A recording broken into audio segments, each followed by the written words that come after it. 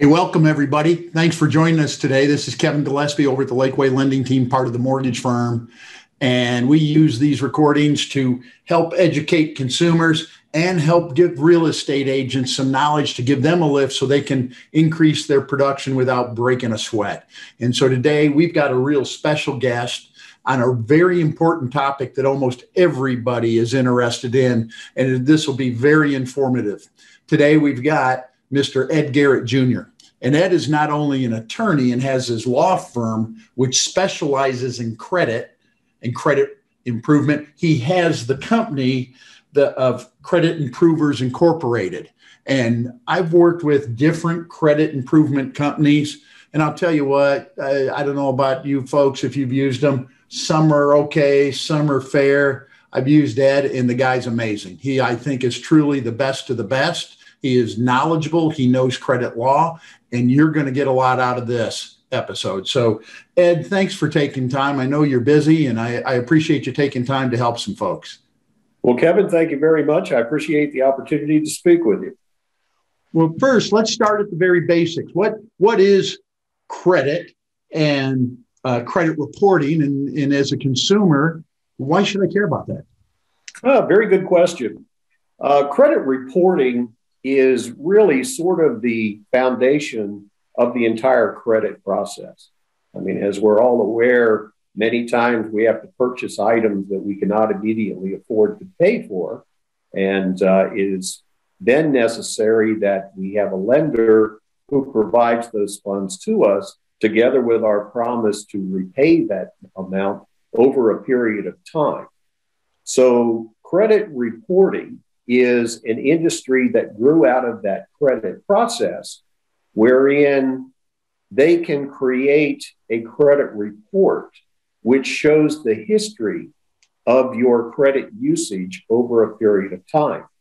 And the lender that you're dealing with at present has the opportunity to look backward to all of those relationships that you had with lenders with whom you had done business prior to meeting this current lender, and will show a history of your payment experience. Now, obviously, the worse you were at repaying the obligations as promised, the lower your credit rating. And if you have been very diligent and successful in repaying your previous obligations on time, you will be considered credit worthy or a good credit risk. Now, over the years, since 1970, with the introduction of the Fair Credit Reporting Act, they have actually systemized these credit histories. And they have systemized them in the manner that they now create what is known as a credit score. And in most lending environments today, it is that credit score that is of significant importance. And any consumer should, one, know what their credit score is, and two, do everything necessary to try to increase that credit score to the highest possible range. So now, those credit scores. Oh, I'm sorry. Go ahead. I was going to say, typically speaking, those credit scores all vary from a low in the 300s to a high in the 800s. And most how is the score, kind of two questions, how is the score determined then, that range of score? And two, as you and I were talking just before we started the recording, I get people ask me, they say their credit score is at one level and then we pull it and it's different. I think there's different algorithms to the FICO score. So can you Yes, on that? There are indeed. And it varies according to just what industry you might seek your credit score information from. For example, all three of the credit bureaus, Equifax, Experian, and TransUnion, generate their own credit scores. And they do this by a calculation wherein they find positive elements on your credit history and negative elements on your credit history. And they do simple addition and subtraction until ultimately they come up with a score. Now, in your industry as a mortgage lender, you're looking for scores in the mid 600 range typically. Now, to make things even more complicated, the Scores that are presented by the companies that calculate these scores will vary according to the industry that's using them. So, for example, Kevin, you as a mortgage lender use a particular formula of the FICO, the Fair Isaac, and the other measures of credit score issued by the three major credit bureaus. However, there is a different scale of scores for auto dealers. There is yet another scale of scores for insurance underwriters and all these different industries. And as you move into the consumer scores that are available to the consumers themselves, you will again find a great variance in the actual scales that are being used. For example, Credit Karma, which is very consumer oriented, will show credit scores for two of the three credit bureaus, but these are calculated by a completely different algorithm than are your mortgage lender scores. So almost without exception, if someone is looking at their Credit Karma scores as published to them as consumers, and then step into your office where you pull a tri-merge from your mortgage lending source, you will find a significant difference in the credit score that the consumer can receive versus the credit score that you have on your mortgage loan info. Okay, so now these scores are made up as they build this algorithm, but they have some guidelines from the Fair Credit Reporting Act. And so can you touch on what the Fair Credit Reporting Act does and what it means to me as an individual? Okay. The Fair Credit Reporting Act is the statute by which credit reporting in general is governed. And as I mentioned earlier, this is a statute that's been around since 1970. And that statute requires that all information being reported on a consumer's credit report must be accurate, it must be timely, and it must be able to be verified according to the records held by that creditor. The statute goes on further to set up a procedure whereby if you as consumer do not believe that information to be accurate, or if indeed there is an error, there is a challenge process that is spelled out within that statute. The consumer in writing can challenge that information from the credit bureaus. The credit bureaus behind the scenes with regard to that challenge will then attempt to verify the information through the creditors and then report back to the consumer the results of that investigation. Now, the dirty little secret in the credit reporting business is that upwards of about 60 to 70% of what's being reported on consumer credit reports generally falls short in any one of those three criteria.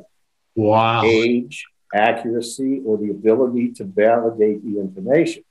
Now, the law goes on further to say that in the event that you cannot satisfy any one of those three criteria, the credit bureau and the creditor is then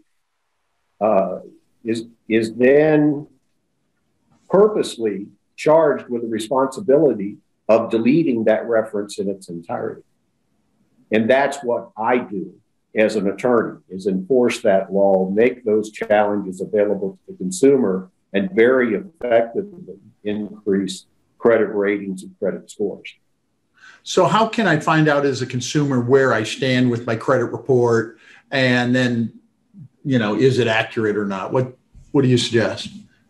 Well, absolutely everyone should be aware of what's on their credit report, especially in today's world where there's a lot of identity theft and a very complicated lending environment.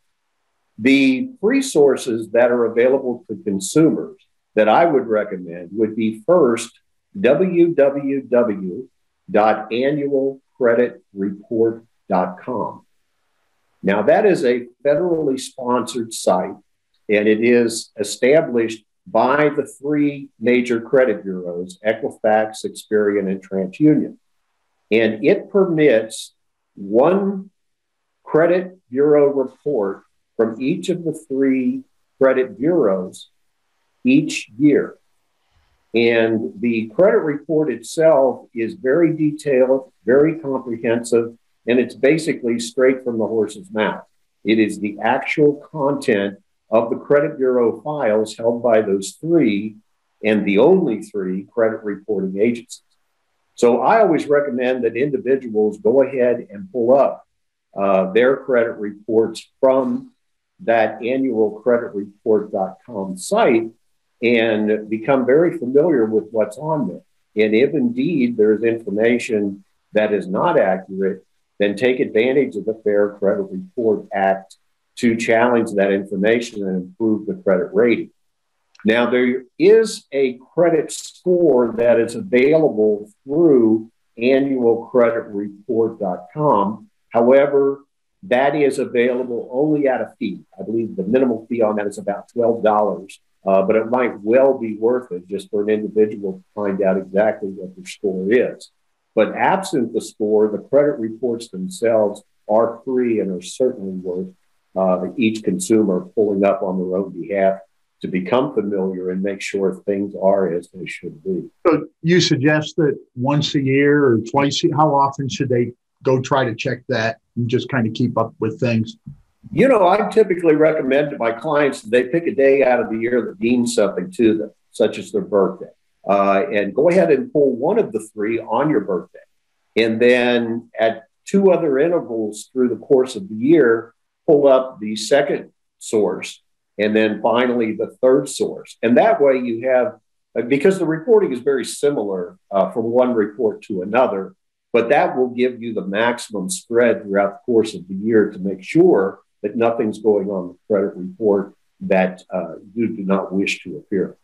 Okay. Well, Ed, I'm in the business, but there's times I look at these reports and they're still harder than third period French to me, if you know what I mean.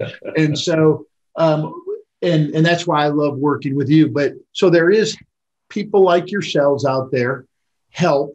If people say, boy, this is over my head, I really need some guidance here. Can you talk about the different types of help in guidance in your credit and improvement, and you know how your business may vary versus someone else's? Sure. Well, first of all, my time is always available to any client, whether they're on my current roster or not, because I firmly believe that the more that individuals know about the credit reporting process, the more fairly they'll be dealt with in general. So I think what's important in terms of understanding credit reporting is to understand the various types of information that can be portrayed on your credit bureau report. There are different classifications of information, for example, that range in severity. For example, there is a section of the credit report which is called the public records section. And in that section, the credit bureaus send out agents to public authorities and clerk's offices of governmental entities and investigate whether individuals have ever been sued, if they're subject to judgments, if they've ever been involved in a bankruptcy, or if there are any tax liens that have been filed against them. All of those carry very heavy penalties with regard to the impact on the credit bureau scores. Then the other sections of the credit report are trade lines and collections. So trade lines, in essence, are any financial relationship or loan relationship that you've had historically with a lender.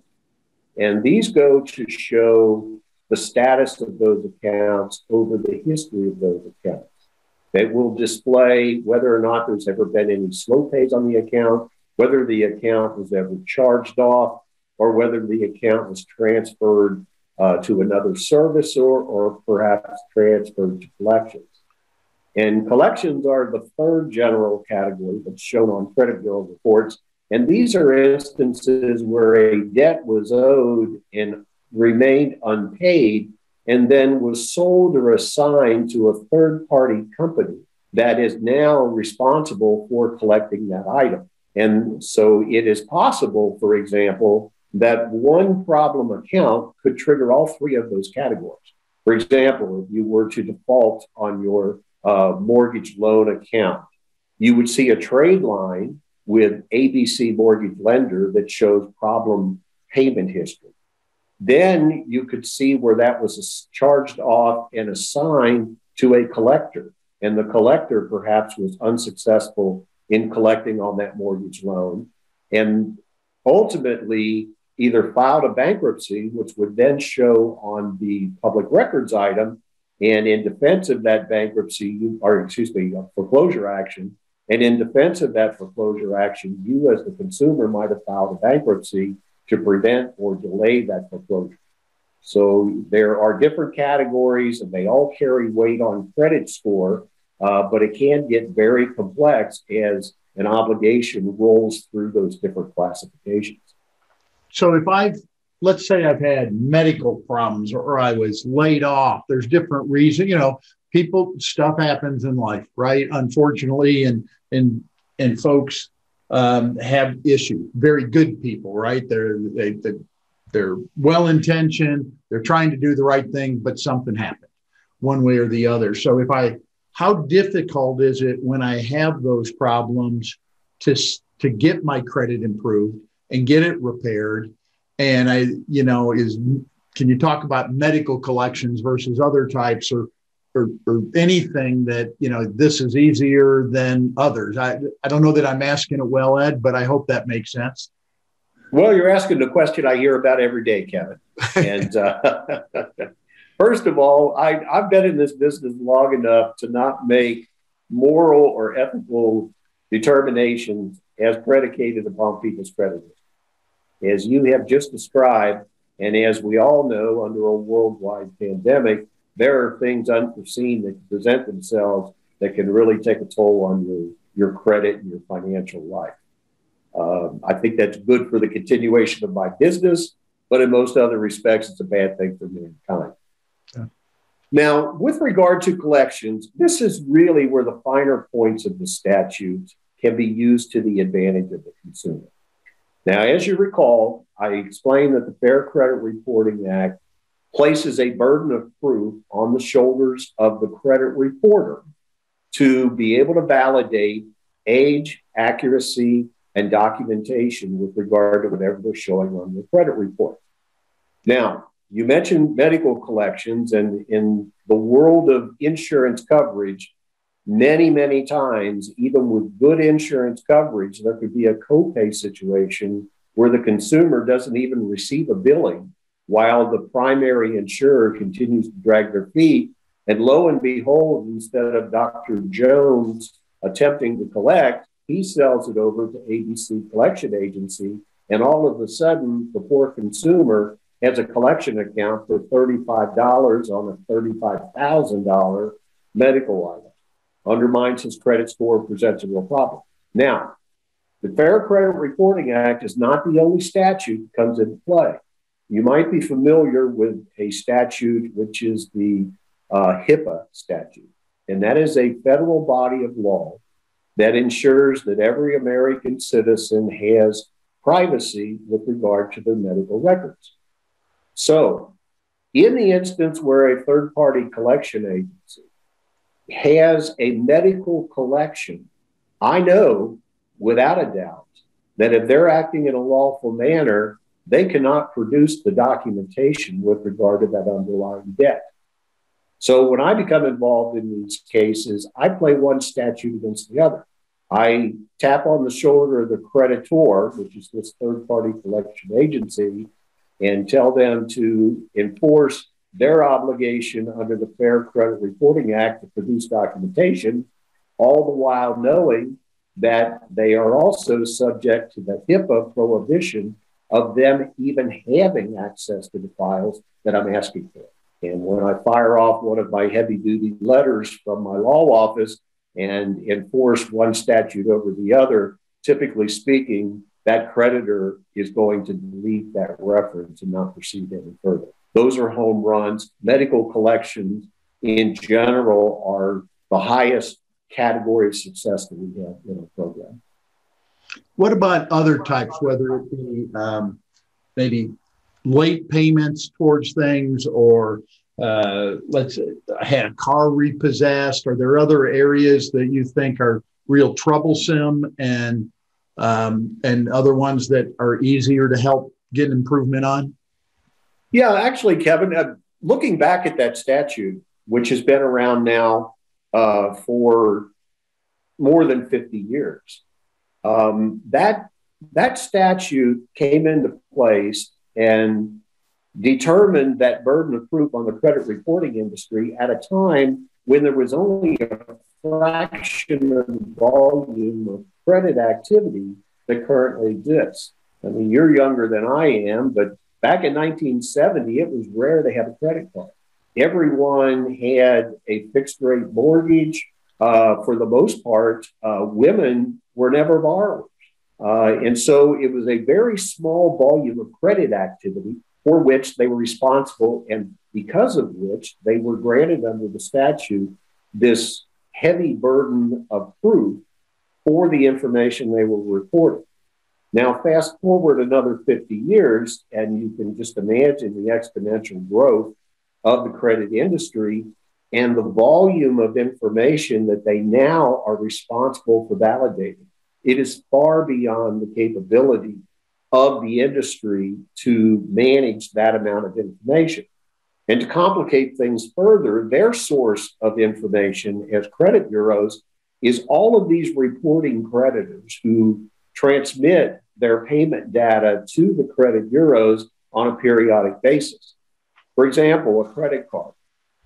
Credit card servicing is bought and sold almost on a continuing basis, as are mortgage loan servicing, both in the whole loan and the servicing aspects of those mortgages.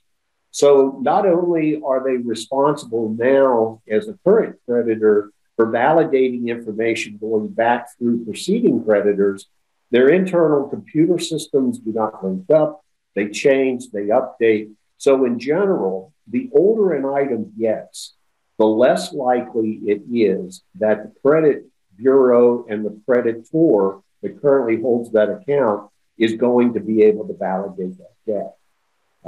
So we just play straight hardball with them, contest the payment histories as shown, knowing full well that the older an account is, the greater the likelihood they will be unable to sustain that burden of validation. So if I come to you, well, I got a couple of questions here, but what I'm hearing and what you say, and you're doing it so eloquently, is, though, if I'm a consumer and I want to buy a home and I think I've got some problems on my credit, that's not necessarily going to keep you from getting that home if they work with someone like you to help improve it. And so if one, I'm not trying to put words in your mouth, so correct me if I'm wrong, but if that's correct, then what kind of results, if I come to you or firm, what kind of results can I expect as a consumer? Okay. Actually, I love to sell my service, but in today's world, even without me being involved, I think it is imperative that someone seeking a mortgage loan take whatever steps to challenge the information appearing on their credit reports of a negative value. As you know, Kevin, there are basically two thresholds in the mortgage lending business today. The first is to have a credit score or credit rating high enough for you to be able to grant a mortgage. And the second is to have a credit score and credit rating high enough that that consumer can receive your preferred pricing on any particular mortgage loan. You have debt risk premiums, you have down payment requirements, you have PMI insurance requirements, all kinds of things that all key back to that credit score. So if someone is going to step forward and borrow the most money they will ever borrow in one transaction in their life, and they're going to predicate the success of that borrowing or the pricing of that borrowing on their credit history, then indeed spend a little money, take a little time, make sure you're presenting to the mortgage lender the very strongest and highest credit score that you can possibly generate.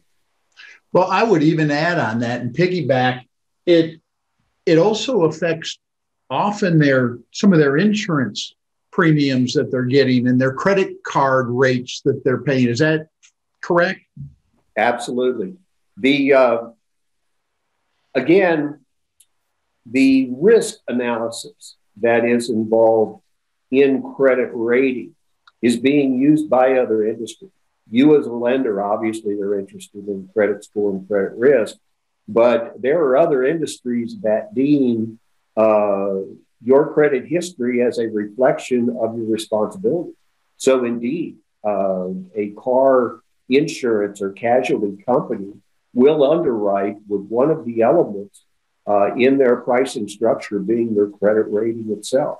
In fact, as I mentioned earlier, they actually have their own algorithms and credit scores that are tailored precisely to their business. So yes, there are other doors of opportunity that will open for you with a strong credit report as compared to a weak credit report or credit score. Yeah, I've even heard some employers are polling your score now just as they're interviewing you to see how you've handled your personal life. And I don't know if that's good or bad in the job world or not, but I think it may be a reality out there. You know, I have quite a few of my clients that are engaged in different industries that require specialized licensing or specialized bonding or government security clearances. All of those industries and all of those decisions to hire or continue employment all bear weight on that credit reporting. So if I come to you as a consumer and looking for your help, and as I've said, I've dealt with companies like this, being in the business over 30 years, for several years, and I've had very mixed results until I started working with you. And I know you can't make promises, but you've had some pretty good results for folks. What can I expect if I were to contact you, Ed, and look for what kind of improvements? I don't want to pin you down. I know that's a difficult question to ask, but well, the first threshold that I will report to you is that we offer a 100% money back guarantee, and it's one sentence. And it says, if our program fails to improve your credit reporting, we will refund 100% of the fees that you pay. Now, I have handled the cases of about 25,000 clients over the past 27 years. And in that period of time, we have come to expect, although everyone's credit history is different, we've come to expect that we are able to remove about 50 to 60% of what we challenge. And the average increase for our clients is in the 60 to 80 point range on their credit scores. So it is a significant difference. What's really edifying, though, as you look at our process, is to really understand what the credit challenge process is in general and what we bring to that typical procedure. Any individual can read the Fair Credit Reporting Act and can set up the challenges, obtain their credit report, challenge the information, write letters to the credit bureaus, wait for the credit bureaus to respond, and probably pick some low fruit off of the hanging trees with regard to improving their credit reporting.